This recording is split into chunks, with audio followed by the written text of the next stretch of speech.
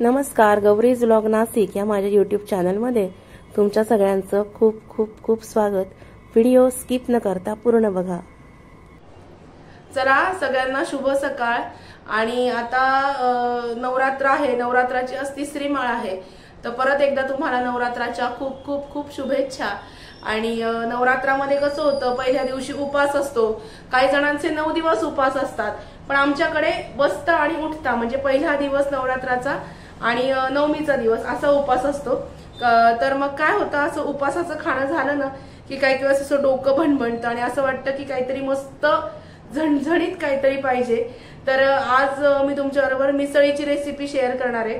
मिसळ म्हणजे साधी उसळ आणली होती मी, तर म्हटलं ते माझे मिस्टर म्हणाले की उसळच कर घरामध्ये, पण म्हटलं मिसळ करूया, मुलं पण खातात आवडीने, छान वाटतं। पण मग पोहे, साबुदाण्याची खिचडी, पापड एवढे काही कुटाणे मी करणार नाही, साधी आपल्या नाशिकची आमच्या मिसळ खूप प्रसिद्ध आहे। तर त्या पद्धतीने मिसळ कशी करायची ते तुम्हाला दाखवते, अगदी झटकन पटकन। चला बघूया, चला बघूया आमच्या नाशिकची मिसळ कशी करतात। पटकन घरात जर करायची असेल ना तर ह्या पद्धतीने करायची। तेल घेतलंय मी साधारण, तेलातल्या 3 पळ्या। मिसळीला तरी लागते म्हणून थोडंसं तेल रोजच्या पेक्षा जास्त लागतं। याच्यामध्ये मी घालते मोहरी। उसळ मी उकळून घेतलेली आहे कुकरमध्ये आधीच, तुम्हाला दाखवते। ही उसळ मी कुकरमधून उकडून घेतलेली आहे। आणि आता याच्यामध्ये आपण तेल घेतलंय, मोहरी घातली, मोहरी घातल्यानंतर कढीपत्ता, हिंग, हळद घातली।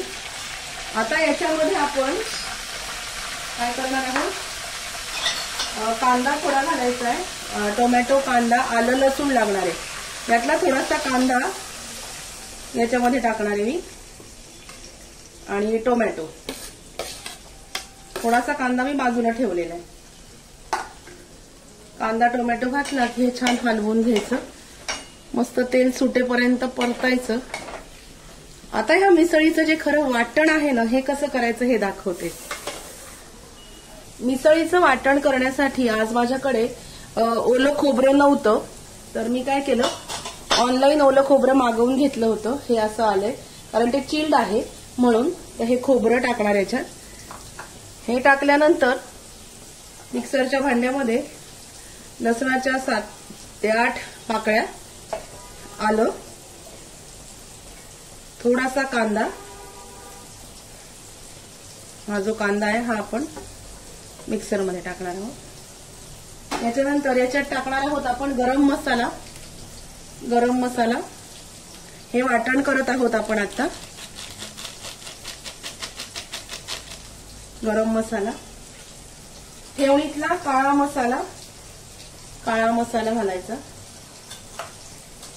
मिसळ फार आळणी नसते, मिसळ जरा झणझणीत चविष्ट असते। काळा मसाला घातल्यानंतर हे लाल तिखट तुमच्या आवडीनुसार, तुमच्या चवीनुसार, आणि हे आपण आता बारीक वाटून घेऊया। याच्यात थोडंसं अगदी पाणी घालायचंय, थोडंसं पाणी। आणि हा मसाला जो आपण आता हे करणार आहे वाटण, हे मिसळीचं मेन वाटण आहे। नाशिकच्या झणझणीत मिसळीचं वाटण हे असं असतं। तर हे आपण आता छान वाटून घेऊया। मिसळीचं वाटण मस्तपैकी तयार आहे वाटून, हा मसाला तयार करून घेतला। हाच मसाला नाशिकची जेव्हा मिसळ असते ना आमची, इतकी झणझणीत आणि चविष्ट मिसळ असते। प्रत्येक ठिकाणी आजकाल मिळते, पण प्रत्येक शहराचं काहीतरी वैशिष्ट्य असतं। तर हा जो मसाला आहे, कांदा टोमॅटो छान परतला गेलाय, याच्यामध्ये आता मी घालणार आहे मीठ। अगदी इन्स्टंट मिसळ कशी करायची हे तुम्हाला सांगते। याच्यामध्ये मीठ घालणार चवीनुसार, मीठ। आणि हा जो वाटलेला मसाला आहे ना, हा या कांदा टोमॅटोच्या याच्यामध्ये घालायचा आहे। बघा, हे असं वाटण तुम्ही फ्रीजमध्ये सुद्धा डब्यामध्ये करून बरेच दिवस, 8 ते 15 दिवस छान ठेवू शकता। हे वाटण याच्यात घातलं आणि आता हे मस्तपैकी हलवून घेऊया।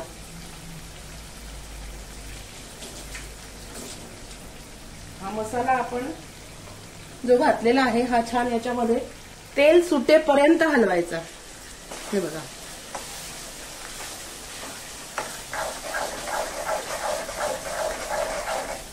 मस्तपैकी तेल सुटेपर्यंत हे छान परतून घेऊया. आज नेमकी फक्त कोथिंबीर माझ्याकडे नाहीये. कोथिंबीर जर असली तर बारीक चिरून कोथिंबीर काही याच्यात टाकायची आणि काही उसळ तयार झाल्यानंतर टाकायची. हा जो मसाला आहे हा तेल सुटेपर्यंत परतून घेऊया. मस्त तेल सुटेपर्यंत मसाला परतून घेतला. हे बघा,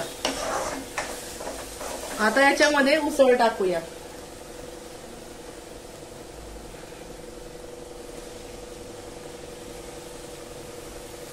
याच्यामध्ये ही उसळ शिजवलेली मी टाकली आणि हे पण मस्तपैकी हलवून घेऊया. गॅस मीडियम करते मी.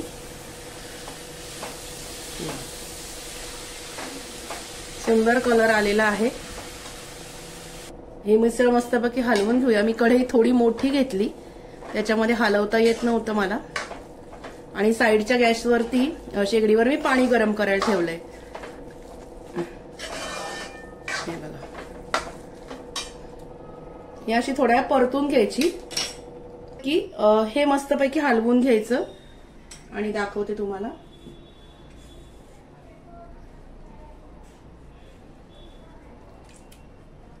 गरम पाणी मी करत ठेवलेलं आहे शेगडीवर.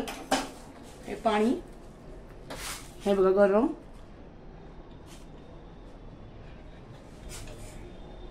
मिक्सरच्या भांड्याला हे लागलेलं असतं.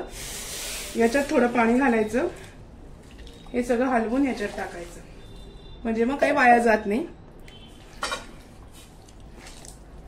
गरम पाणी मी याच्यामध्ये टाकलं. आता याला मस्तपैकी उकळी आणायची छान. हे बघा. आणि तर्री कशी करायची, तर तर्री ही मिसळ चांगली उकळायची, खळाखळ उकळायची. सारखी जर उकळत ठेवली ना वरती, तर वरती तर्री येते. ती तर्री आपण एका भांड्यामध्ये काढून घ्यायची. हे बघा, आता याला मस्तपैकी एक उकळी आणूया की आपली मिसळ झटकीपट तयार होते. 10 मिनिटं मिसळ अगदी छान उकळलेली आहे. इन्स्टंट नाशिकमध्ये जशी मिसळ असते तशी इन्स्टंट कशी बनवायची हा व्हिडिओ तुमच्याबरोबर शेअर केला. तुम्ही म्हणाले ना तर्री, तर हे बघा, ही तर्री वरती दिसतीये. हे बघा, ही वरती अशी जी तर्री जमा होते ही साईडला करायची आणि काढून घ्यायची. हे बघा, आमच्या नाशिकची इन्स्टंट मिसळ.